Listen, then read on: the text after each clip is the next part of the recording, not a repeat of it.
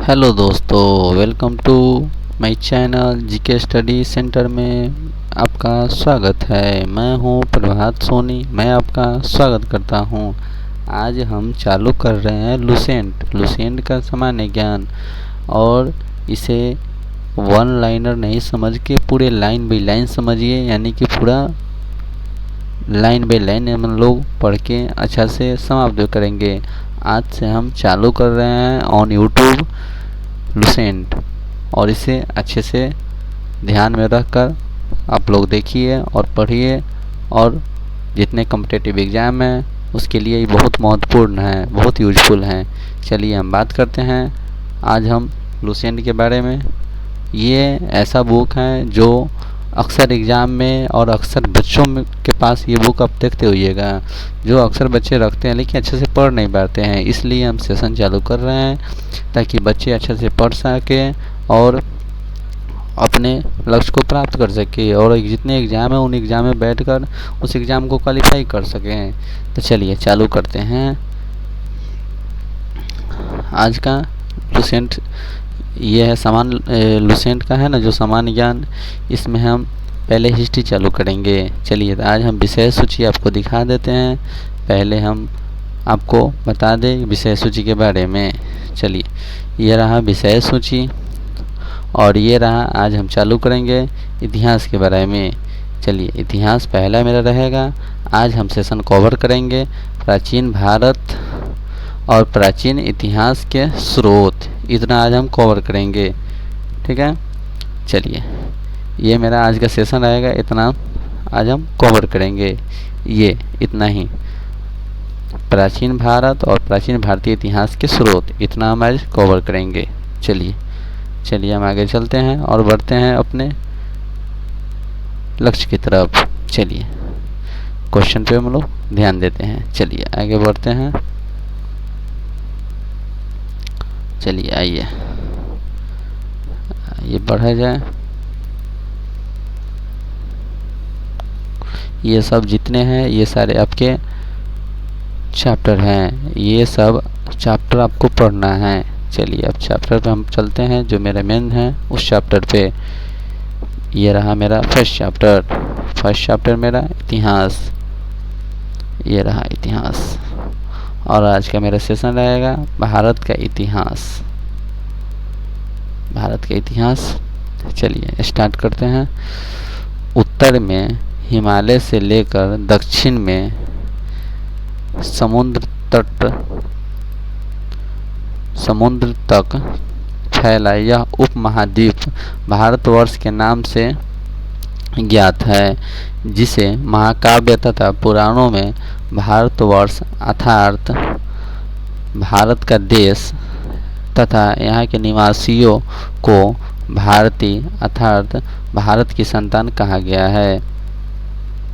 यूनानियों ने भारत को इंडिया तथा मध्यकालीन मुस्लिम इतिहासकारों ने यह हिंद अथवा हिंदुस्तान के नाम से संबोधित किया है।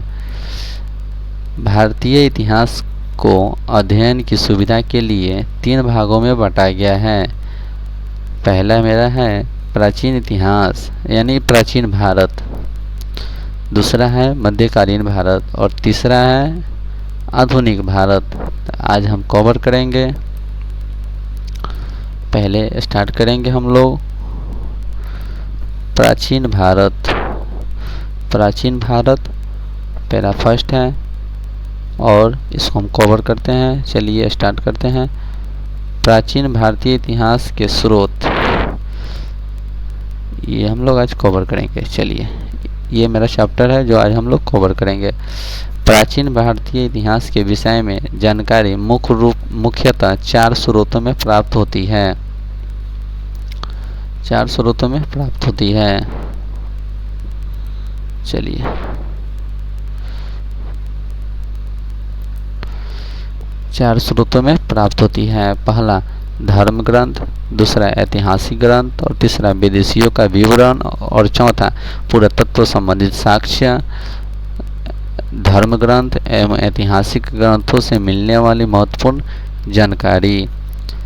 चलिए भारत का सर्व प्राचीन धर्म ग्रंथ वेद है, जिसके संकलनकर्ता महर्षि कृष्ण द्वैपायन वेद व्यास को माना जाता है। वेद 4 प्रकार के हैं: ऋग्वेद, यजुर्वेद, सामवेद एवं अथर्ववेद। पहले हम ऋग्वेद के बारे में पढ़ते हैं। चलिए, ये रहा मेरा ऋग्वेद, इसके बारे में हम पढ़ते हैं। चलिए, ऋग्वेद के बारे में हम लोग आज पढ़ते हैं। चलिए,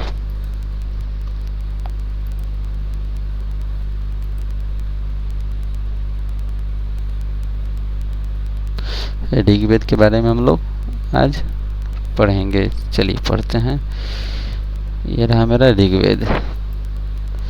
चलिए, रचनाओं के क्रमबद्ध ज्ञान के संग्रह को ऋग्वेद कहा जाता है। इसमें 10 मंडल, 1028 सूक्त एवं 10,462 रचनाएं हैं। इस वेद के रचनाओं के पढ़ने वाले ऋषि को होर्स कहते हैं। इस वेद से आर्य के राजनीतिक प्रणाली एवं इतिहास के बारे में जानकारी मिलती है।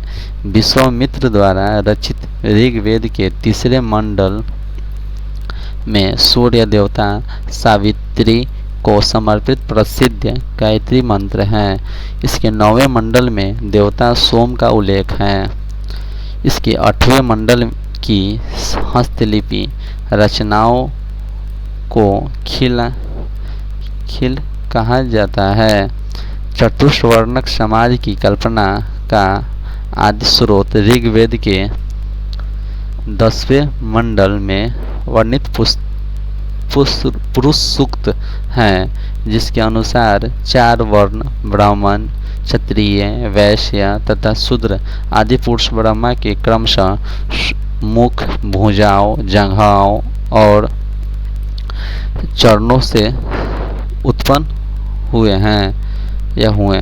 नोट में ये इंस्क्रिप्शन है, यानी कि नोट है, इंस्क्रिप्शन नहीं है, नोट है। नोट पे हम लोग बात करते हैं। धर्म सूत्र 4 प्रमुख जातियों को स्थितियों, व्यवसायों, दायित्वों, कर्तव्यों तथा विशेषाधिकारों में स्पष्ट विभेद करता है। चलिए आगे देखते हैं हम लोग।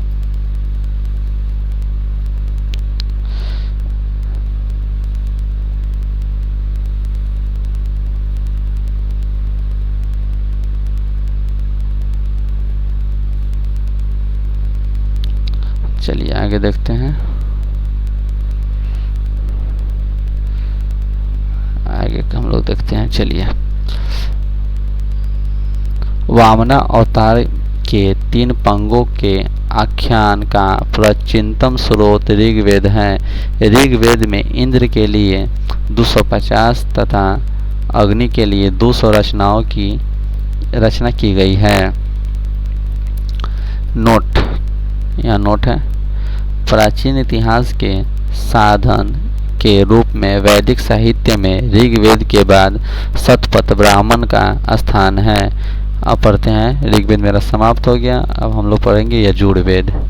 यजुर्वेद के बारे में पढ़ते हैं। चलिए, शश्वर पाठ के लिए मंत्रों तथा बलि के समय अनुपालन के लिए नियमों का संकलन यजुर्वेद कहलाता है। इसके पाठ्यकर्ता को अर्धवर्यु कहते हैं। यह ऐसा वेद है जो गद्य एवं पद दोनों में है। चलिए, मेरा ऋग्वेद भी समाप्त हो गया। अब हम पढ़ेंगे सामवेद। चलिए, सामवेद पे पढ़ते हैं। चलिए, ये रहा मेरा सामवेद। ठीक है। चलिए, सामवेद के बारे में पढ़ते हैं हम लोग। यह गाई जा सकने वाली रचनाओं का संकलन है। इसके पाठ्यकर्ता उद्रातु कहते हैं। इससे भारतीय संगीत का जनक कहा जाता है। चलिए, ये मेरा भी समाप्त हो गया, सामवेद भी। चलिए, अब हम लोग देखेंगे अथर्ववेद।